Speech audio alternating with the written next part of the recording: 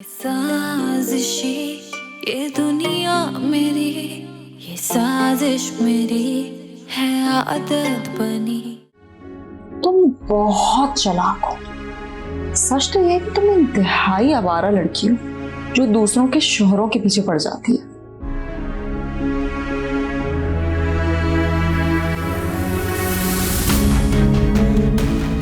मैं खुद को राजी नहीं कर पा रहा हूं।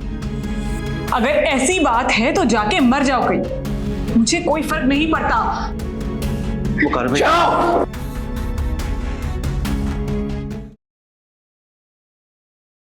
ये लो बेटा, जूस पी लो।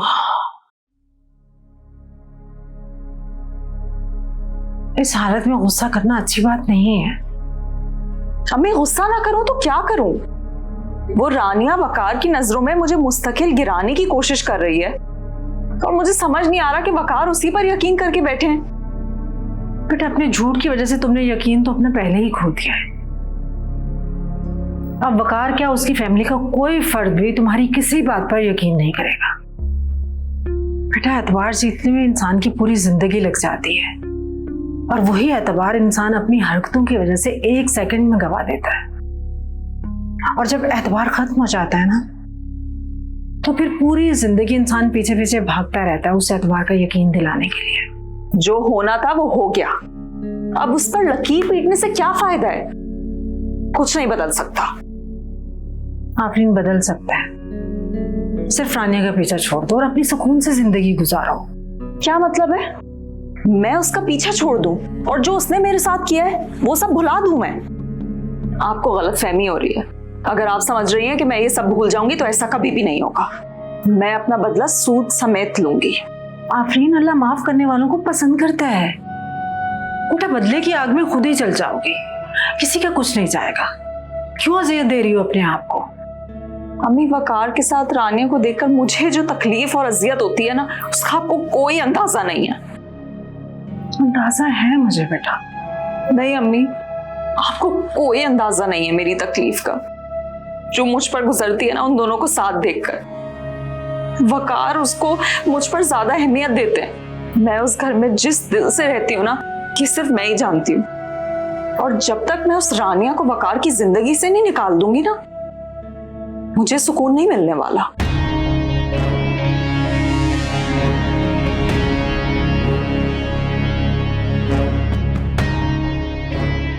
क्या बनेगा इस लड़की का?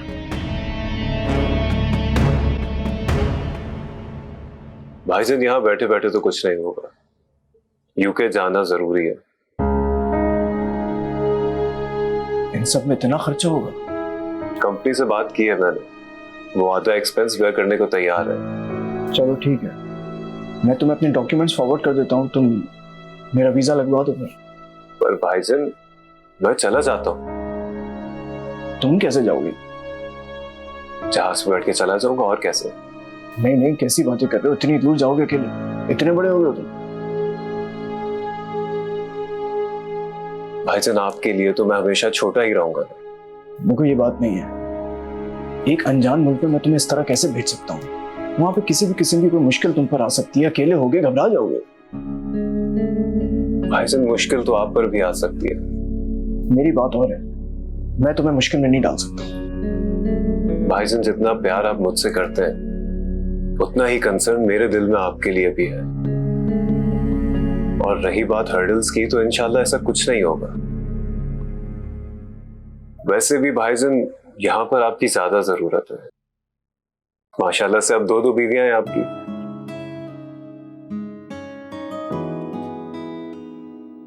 बहरहाल, अब अगर तुमको जाना ही है तो फिर तुम मानूर को अपने साथ लेके जाओ। वो तुम्हारे साथ होगी तो मुझे कुछ तसल्ली रहेगी। ठीक है भाईजान, जैसे आप करें।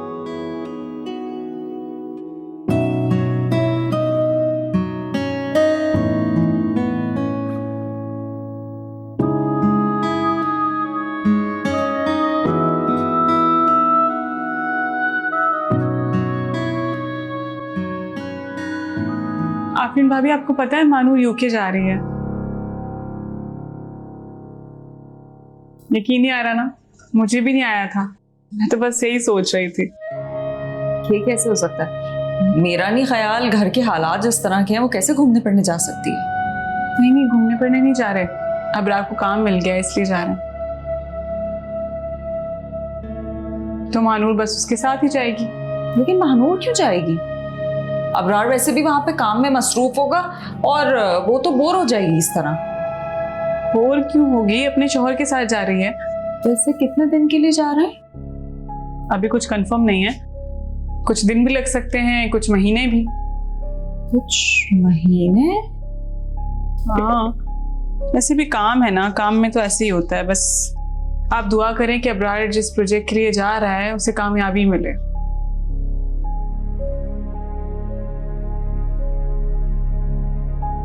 क्या हुआ आफरीन भाभी, आपको खुशी नहीं हुई? नहीं, हाँ खुश हूं मैं, लेकिन वो महानूर इतने दिन के लिए दूर चली जाएगी तो बस इसीलिए दिल थोड़ा उदास है। उदास होने की क्या बात है, फोन पे इन टच रहिएगा ना।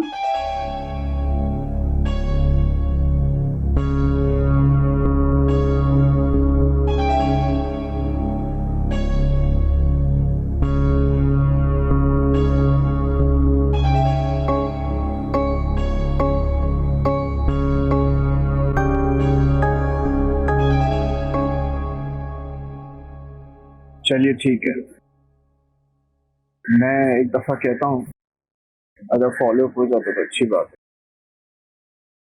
चलिए ठीक है, आप मुझे थोड़ी देर में कॉल बैक कीजिए, मैं फिर आपको बताता हूँ। ओके, अल्लाह हाफिज़। वकार, वो नेहा बता रही थी कि महानूर यूके जा रही है। हाँ, उनके डॉक्यूमेंट्स वगैरह तो आ गए, अब जैसे ही वीजा लगेगा वो लोग निकल जाएंगे। वकार, एक बात बताएं, हम दोनों क्यों नहीं जा रहे? जब से हमारी शादी हुई है हम तो कहीं घूमने भी नहीं गए। एक काम करें ना, आप उन लोगों को बोल दें कि वो बाद में चले जाएं, हम दोनों भी चलते हैं, इस बहाने हम घूम भी लेंगे। आफरीन, तुम आउटिंग पर नहीं जा सकती है। तुम चुप रहो, मैं वकार से बात कर रही हूँ। मैं तो तुम्हारे ही भले का सोच रही थी। शायद तुम भूल रही हो कि तुम प्रेग्नेंट हो, और ऐसी सिचुएशंस में डॉक्टर मना करते हैं सफर करने से। आफरीन, रानिया बिल्कुल ठीक कह रही है। जिस तरह की तुम्हारी सिचुएशन है तुम्हें ट्रैवल नहीं करना चाहिए, और वैसे भी मैं अबरार को हामी भर चुका हूँ, इसलिए अब इस बहस में पढ़ने का कोई फायदा नहीं। हेलो जी,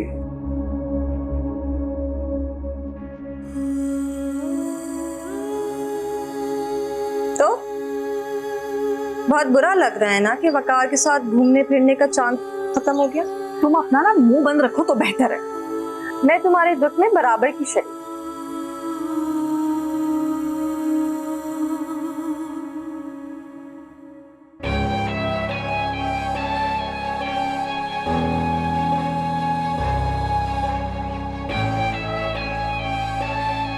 कोई भी लड़की इतनी बड़ी बात नहीं कर सकती, और आफरीन ये कैसे बोली? मुझे यकीन नहीं आ रहा है कि ये प्रेग्नेंट है। झूठ बोल रही है।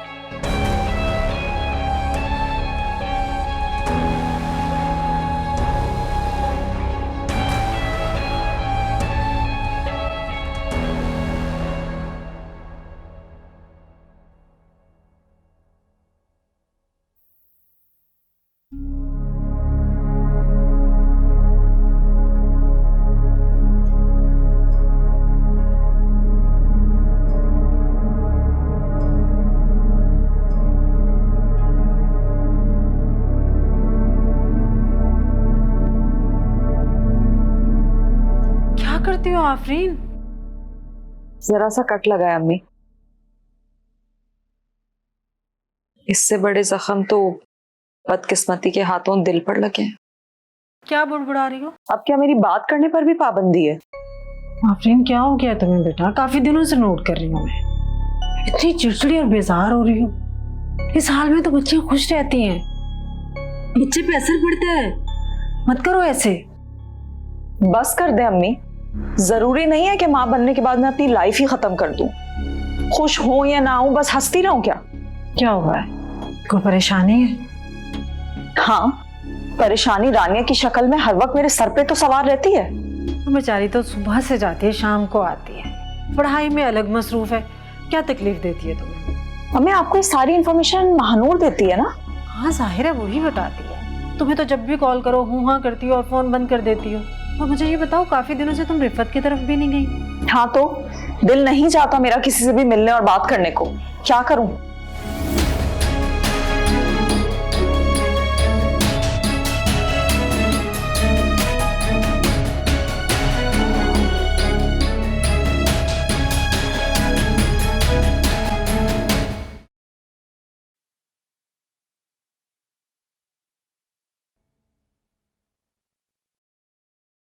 तुम जा रहे हो? ममानी बहुत मिस करेंगी तुम्हें। जानता हूं, पर मैं रोज फोन करूंगा ना आप सबको। वहां काम करने जा रहे हो या हमें फोन ही करते रहोगे वहां पर? क्या करूं भाभी, मैं इस घर में किसी को उदास नहीं देख सकता। उदासी तो रच बस गई है इस घर में। आप ऐसी बातें करेंगी तो मैं कैसे जाऊंगा? तुम्हारा ममानी से दूर होने का ख्याल को उदास कर रहा है। फिर मैं ट्रिप कैंसिल कर देता। नहीं नहीं, अच्छा ये बताओ पैकिंग कर ली? हाँ महानूर कर रही है पैकिंग। और हाँ, जाने से पहले इकरार भाई और मीशा की कब्र पे फातिहा पढ़कर जाना। मैं भैया और मीशू से मिले बगैर कैसे जा सकता हूँ? अच्छा वो महानूर को अपने घर भेज दो ना कुछ दिन के लिए, ताकि उनके साथ थोड़ा टाइम स्पेंड कर ले वो। हाँ आज रात वो जाएगी रुकने। भाभी पता नहीं क्यों अम्मी के लिए मैं अब बहुत परेशान रहता हूँ। आप उनका बहुत ख्याल रखिएगा। किसी और को खोने का हौसला नहीं है मुझे। तुम यहाँ की फिक्र मत करो, मैं हूं ना, सब संभाल रही हूं। तुम बस आराम से जाओ। अल्लाह हाफिज।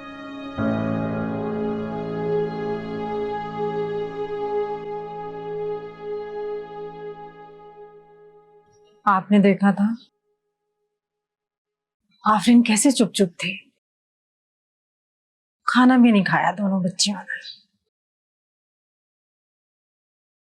बल्कि मानो ने कितनी बार कोशिश भी की कि आफरीन खाना खा ले, लेकिन आफरीन ने खाना ही नहीं खाया, उल्टा नाराज होकर चली गई। आफरीन का भी इसमें कोई कसूर नहीं है। दोनों बहनों में कभी जुदाई पड़ी ही नहीं। बचपन इकट्ठे गुजरा, फिर स्कूल भी एक ही रहा, और फिर अल्लाह का करना इत्तेफाक से शादी भी एक ही घर में हो गई। और अब अचानक से मानो मुल्क से बाहर। उसका दिल तो भरना था ना, इसीलिए रो रही थी बेचारी। रोना दूर जाने का नहीं है शाजिया। आफरीन के अंदाज से ऐसा लगता था उसे मानूर के जाने की खुशी नहीं है। यूं लगता है जेलस हो रही है। फिर क्या कह रहे हैं आप? वो जेलस क्यों होगी? सगी बहन है वो मानू की, उसकी खुशी में खुश है वो। ऐसे ना सोचें आप। दोनों बहनों में जमीन आसमान का फर्क है। महानूर की जगह आफरीन होती ना तो तुम देखती महानूर की खुशी, पर आफरीन के चेहरे पे तो ढूंढे से खुशी नजर नहीं आ रही थी। उल्टा सोच रहे हैं आप, ऐसी कोई बात नहीं है।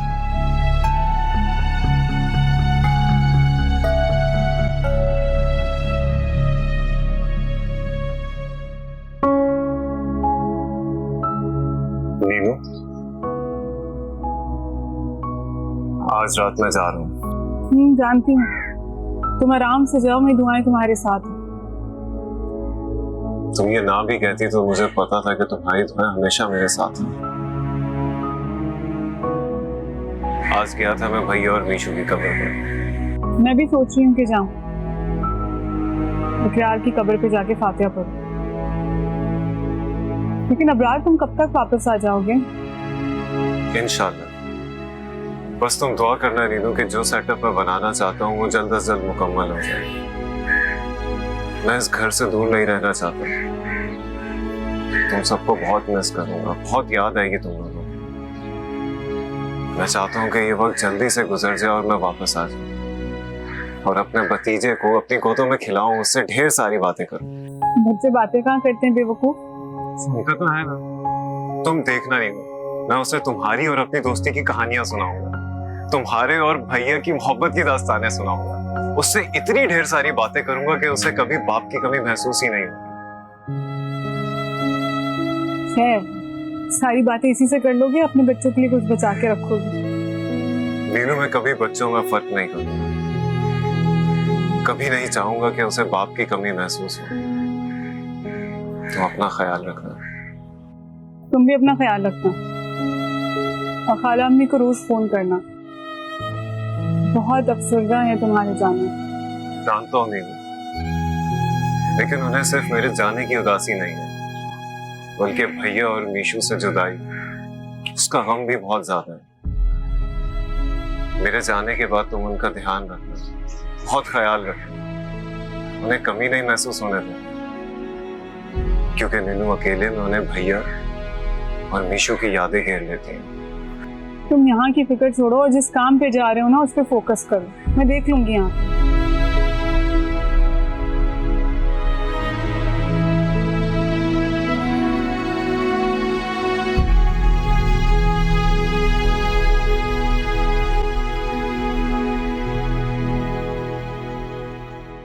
चलो बेटा, अल्हम्दुलिल्लाह तुम लोग खैरियत से पहुंच गए। ठीक है, अब बंद करती हूँ फोन। जीते रहो, खुश रहो, खुदा हाफिज। तो खाला अम्मी, तसल्ली हो गई बात करके आपको? हाँ बेटा, जब तुम माँ बनोगी ना तो पता चलेगा माँ के दिल की तड़प का। खाला अम्मी, मुझे तो अभी से अंदाजा हो गया। हाँ, अल्लाह ताला खैर से वो वक्त लाए। नेहा, मैं ये सोची थी कि बेबी के लिए थोड़ी सी शॉपिंग कर लूँ आज, क्या ख्याल है? उफ, रहने दीजिए। आपको पता है मेरी अलमारी में मेरे कपड़ों से ज्यादा बेबी का सामान है, कपड़े, खिलौने, सारा कबर्ड इसी की चीजों से भरा है। फिर सोचने की बात है, अभी तक आए नहीं दुनिया में और माँ की सारी चीजों पे कब्जा कर लिया है। बेटा, जब हम लोगों के हालात ठीक हो जाएंगे ना तो इंशाल्लाह मैं उसके लिए एक अलग कमरा सेट कर दूंगी। नहीं खाला में, अपने बच्चे को दूर नहीं रखूंगी अपने आप से, मेरे साथ ही रहेगा मेरे कमरे। अच्छा, आप ये बताइए कि आफरीन भाभी की तबीयत खराब है क्या? अपने कमरे से बाहर नहीं नजर आती वो। नहीं, तबीयत कुछ ठीक नहीं है उसकी, शायद डॉक्टर ने बेड रेस्ट के लिए कहा है। खुद ही डॉक्टर के पास चली जाती है, कुछ बताती भी नहीं है, खुद ही कंसल्ट कर लेती है उससे और फिर कहती है कि मुझे आपको तकलीफ देना अच्छा नहीं लगता। कौन से डॉक्टर को दिखा रही हैं वो? पता नहीं, बताती नहीं है कुछ। भाईजान को जाना चाहिए ना साथ, आप उनसे बात करें, उनसे कहिए कि आफरीन भाभी के साथ जाया करें, उनका ख्याल करें। हाँ बेटा, वो बेचारा भी क्या करे, अकेला पड़ गया बिल्कुल, देर देर से आता है घर वापस, कैसे ध्यान रख सकता है उसका। चलो खैर, मैं बात करूंगी उससे।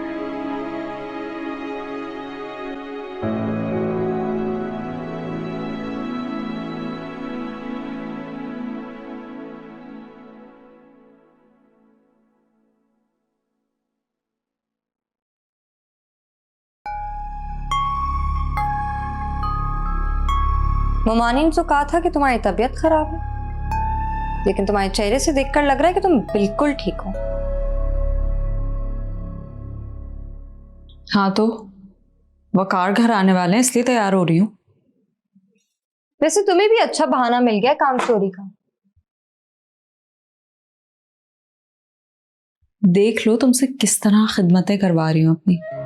तुमने कभी सोचा भी नहीं होगा कि तुम मेरे लिए फल काट के लाओगी, मेरे खाने पीने का ख्याल रखोगी। ये सब मैं तुम्हारे लिए नहीं कर, वकार और ममानी के लिए करे। हाँ हाँ, मुझे मालूम है तुम्हें नंबर बढ़ाने का बड़ा शौक है।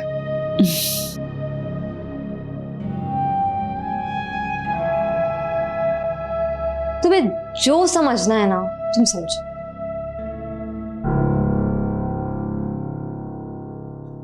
तुम्हें पता नहीं है कि ऐसी सिचुएशंस में एहतियात करना चाहिए। दिल चाह रहा था मेरा, मेरी मर्जी। उतारो ही, उतारो। रानिया,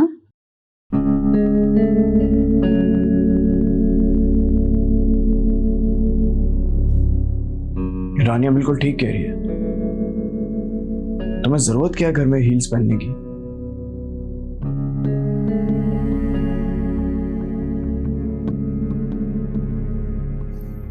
अच्छा वकार, मैं सोच रही थी कि आज हम डिनर बाहर करें। बहुत दिन हो गए हम दोनों साथ बाहर ही नहीं गए। वकार प्लीज अब मना मत कीजिएगा, बड़े मान से कहा है मैंने आपको। ठीक है, मैं फ्रेश हो जाऊं फिर चलते हैं। ठीक है।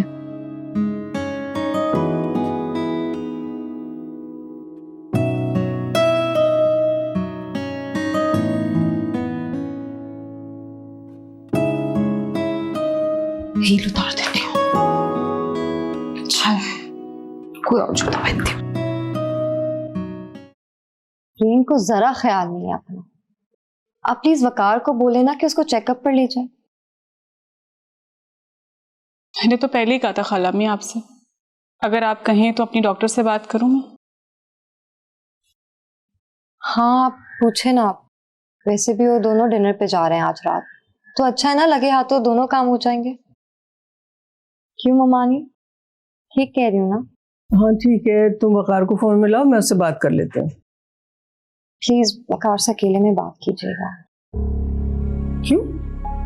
आप आफरीन को तो जानती हैं ना, वो नहीं जाएगी क्लिनिक। वो चाहेगी कि वो वक्त वो वकार के साथ स्पेंड करे, ना कि किसी क्लिनिक पे चेकअप करवाते हुए।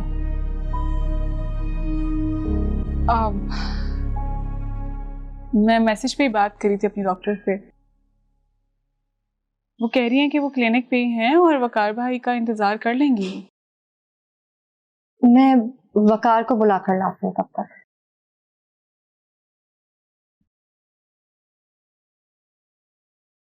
कितना ख्याल करती है ये आफरीन का, हालांकि इसकी सौतन है वो। मैं भी हैरान हूँ खाला में, आजकल के जमाने में कोई अपनी सौतन का इतना ख्याल कैसे रखता है।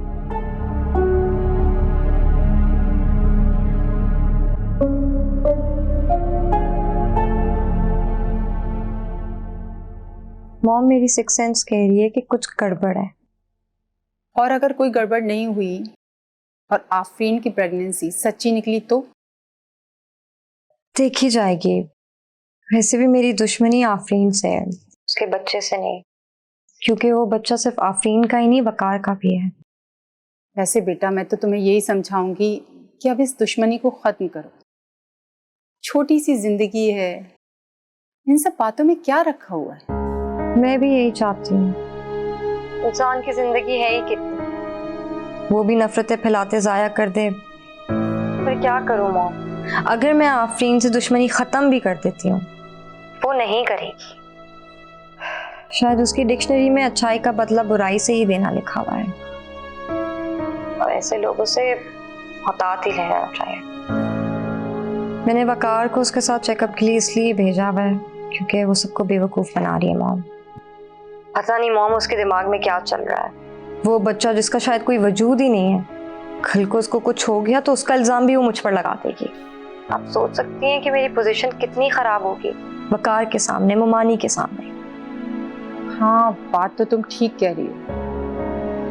चलो आज सच्चाई का पता चल ही जाएगा। अब तक तो शायद वकार पहुंच गए होंगे। सही कह रही हो तुम। आज हम कितने अरसे बाद यूं साथ जा रहे हैं, मैं बहुत खुश हूँ। रानी बता रही थी तुम बहुत लापरवाही कर रही हो अपनी तबीयत को लेके। नहीं तो रानिया तो ऐसी मेरे पीछे पड़ी रहती है बस। नहीं ऐसी नहीं कह रही है, वो तुम्हारी तबीयत को लेके बहुत ज्यादा कंसर्न रहती है, फिक्रमंद रहती है, इसलिए बोल रही है।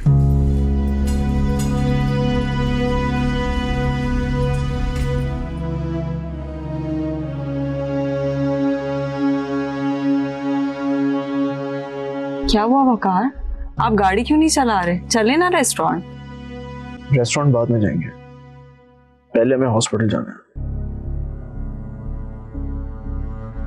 कहाँ जाना है? हॉस्पिटल। क्यों? तुम्हारे प्रॉपर चेकअप के लिए। वहां नेहा की डॉक्टर वेट कर रही है हमारा।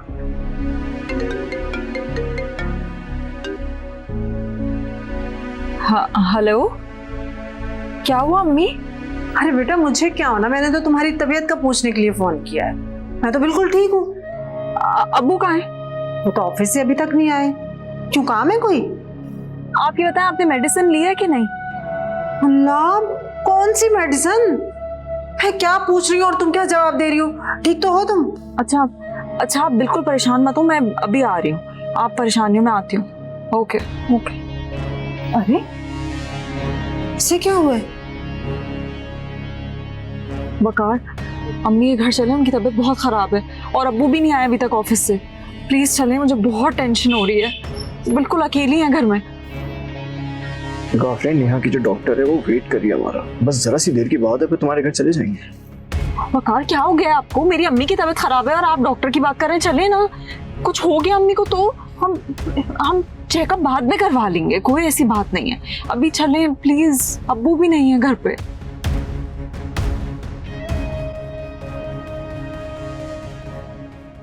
जी जी, अच्छा चलें, आप फिक्र नहीं करें, मैं इन्फॉर्म कर दूंगी। जी जी, मैं इन्फॉर्म कर दूँ। जी, अल्लाह हाफिज। क्या हुआ नीनू? आफरीन भाभी कह रही हैं कि अपॉइंटमेंट कैंसिल कर दूं डॉक्टर से, उनकी अम्मी की तबीयत ठीक नहीं है। क्या बात है? आंटी की भी सही मौके पे तबीयत खराब हुई है। रानिया, तुम भी ना फिर से शुरू हो गई शक करना आफरीन भाभी पे। मुझे उस पर शक था, पर अब यकीन हो गया है। नीनू वो कोई ना कोई खेल जरूर खेल रही है। कोई भी औरत इस मौजू को लेके खेल नहीं खेल सकती रानिया। कोई भी में आफरीन को काउंट मत करें, क्योंकि उसकी कोई लिमिट नहीं है नीनू। वो अपने फायदे के लिए किसी को भी नुकसान पहुंचा सकती है और किसी भी हद तक गिर सकती है वो। और ये चीज तो आप बहुत बेहतर समझ सकती हैं। इसमें तुम्हारा कोई कसूर नहीं है, तुम्हारा और उसका रिश्ता ही ऐसा है। रिश्ते की वजह से नहीं नीनू, उसकी हरकतों ने मुझे मजबूर किया ऐसा सोचने पर। आपको वो ठीक लगती है ना, तो सही है, आप उसको कल क्लिनिक ले जाएं, वो देख लीजिएगा, वहां से भी कोई ना कोई बहाना करके निकल जाएगी। अगर तुम जैसा कह रही हो वैसा है तो फिर मैं खाला अम्मी से खुद बात करती हूँ। कहूंगी कि आप आफरीन भाभी को खुद लेके जाएं क्लिनिक चेकअप के लिए। लिखवा ले मुझसे, वो घर नहीं आएगी, और अगर आ भी गई तो कोई बुरी खबर लेकर आएगी। रानिया, कैसी बातें करती हो, अल्लाह ना करे। मैं आपको सिर्फ यही बता रही हूँ जो वो करने वाली है। आपको मानिए ये बात तो मानिए।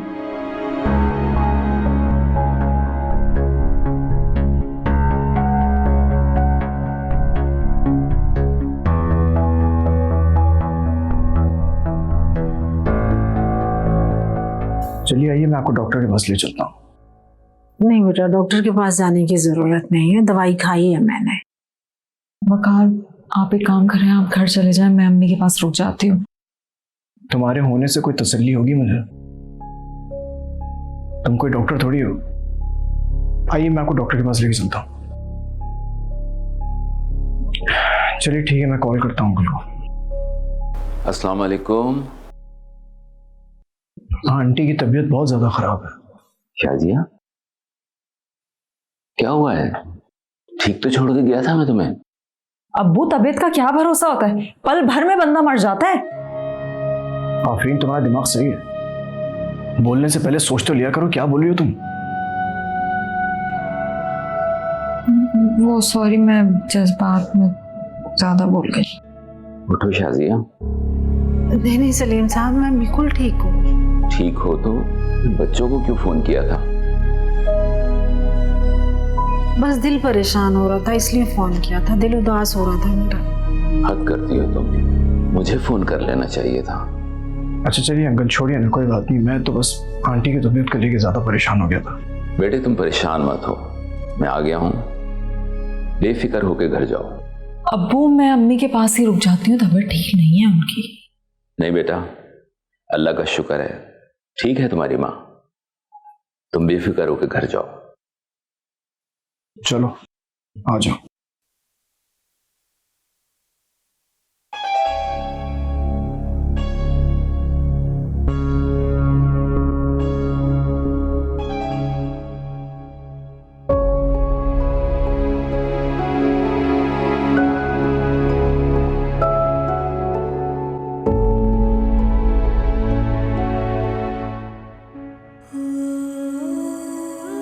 अरे तुम आ गई? मुझे तो लगा घर पर ही रुकोगी आज। वैसे मानना पड़ेगा, आंटी की तबीयत सही टाइम पे खराब हुई है। मेरी बातों में इंटरेस्ट लेने के बजाय अगर तुम अपनी जिंदगी पे ध्यान दोगी ना तो बहुत बेहतर होगा। यकीनन तुमने ही वकार को मेरे पीछे लगाया होगा चेकअप के लिए, लेकिन देख लो हुआ वही जो मैं चाहती थी। तुम क्या चाहती हो और क्या नहीं उससे मुझे कोई गर्ज नहीं आफरीन। हाँ, मगर इससे फर्क पड़ता है कि अगर तुम धोखा दे रही हो तो वो ठीक नहीं है। मैं तुम्हारी असलियत सबके सामने ला कर ही रहूंगी। तुम्हारी ये ख्वाहिश कभी पूरी नहीं होगी। इतना ओवर कॉन्फिडेंट होने की जरूरत नहीं है तुम्हें। मैं नहीं बल्कि तुम बहुत होशियार बन रही हो। एक तो मेरे शौहर को हथिया के बैठी हो और मुझसे बातें कर रही हो। तुम मेरा पीछा यूं नहीं छोड़ देती हो, अपनी जिंदगी सुकून से गुजारो और मुझे भी जीने दो। तो ठीक है, आज से तुम और मैं अपने अपने रास्ते पर चलते हैं। ना तुम मेरे मामलात में कुछ बोलोगी और ना मैं तुम्हें कुछ कहूंगी। और हाँ, अगर मुझे ऐसा लगा कि तुम मेरी फैमिली को धोखा देने की कोशिश कर रही हो तो तुम मुझे अपने रास्ते की दीवार पाओगी। बड़ी हमदर्दी है तुम्हें इन लोगों से।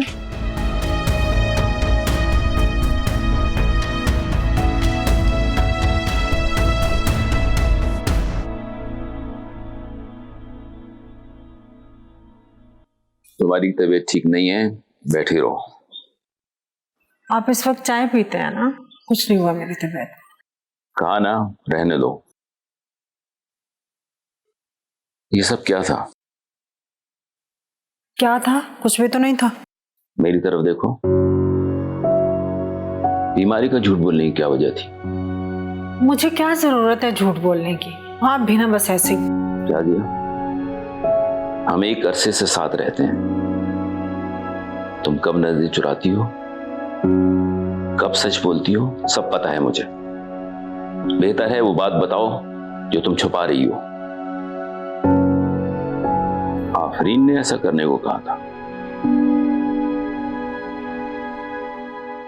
वजह? वो वजह तो मुझे नहीं मालूम। वो असल में सलीम साहब, मैंने आफरीन को फ़ोन किया था तो आफरीन बुखलाई हुई सी ऊट पटांग बातें कर रही थी मुझसे। मेरी तबीयत ख़राब की बात कर रही थी तो मैं समझ गई फ़ौरन कि वो शायद अपनी सास से या वकार से कुछ छुपाना चाह रही है, उनके सामने ऐसा बोल रही है। तो मुझे फिर सब ये करना पड़ा। उसने मेरी बीमारी का कहकर परेशानी जाहिर की और फिर मुझसे मिलने का कहा। इस वजह से मैं चुप रही। उसने कहा और तुम उसका झूठ निभाने के लिए बीमार बन के लेट गई। तो क्या करती? बेटी की इज्जत का सवाल था। माफ करना शाजिया, तुम्हें उसे इस गलत बयानी से रोकना चाहिए था। दामाद के सामने उसे रोकती? वो तो पहले शौहर की नजरों में बुरी बनी हुई है। अल्लाह अल्लाह करके इस बच्चे की वजह से इनके मामला ठीक हुए हैं। अब मैं फिर बात कर देती ताकि दोनों मियां बीवी में उलझने फिर बढ़ जाती। आप चाहते हैं मैं आफरीन को फिर से मुश्किल में डाल दूं? आफरीन किसी और की वजह से नहीं, अपनी हरकतों की वजह से किसी मुश्किल में पड़ेगी। मुझसे लिखवा लो। इसके झूठ बोलने की आदत इसे कहीं का नहीं रहने देगी। ना करे सलीम साहब, मुंह से बातें तो अच्छी निकालें। मेरे कहने से कुछ बुरा नहीं होगा। तुम हो मां उसकी, समझाओ उसे। क्योंकि कल जब कुछ बुरा होगा तो तुम और आफरीन जिम्मेदार होंगी इन तमाम बातों की।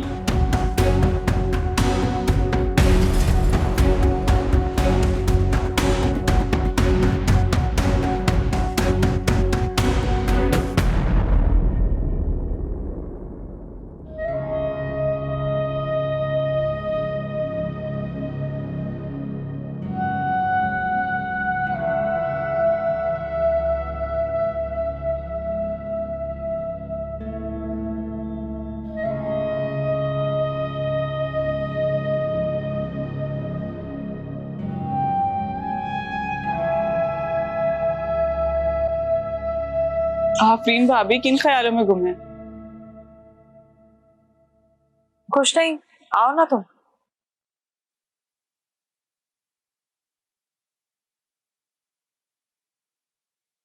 आपकी तबीयत ठीक है? हाँ मैं ठीक हूँ। क्यों? ऐसे ही आज आप अकेले आके यहाँ बाहर बैठ गई तो इसलिए पूछ रही थी। हाँ वो बस थोड़ी तबीयत बोझल हो रही थी। आपकी तबीयत अभी बिल्कुल सेट हो जाएगी। आपको पता है अब्रार ने कुछ पिक्चर्स भेजी हैं मुझे।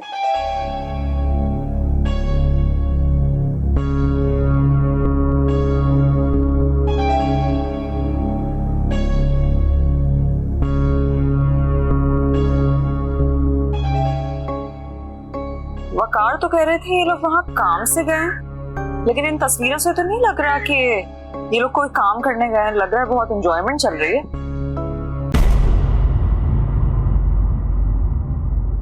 ये साजिशी, ये दुनिया मेरी, ये साजिश मेरी है आदत बनी।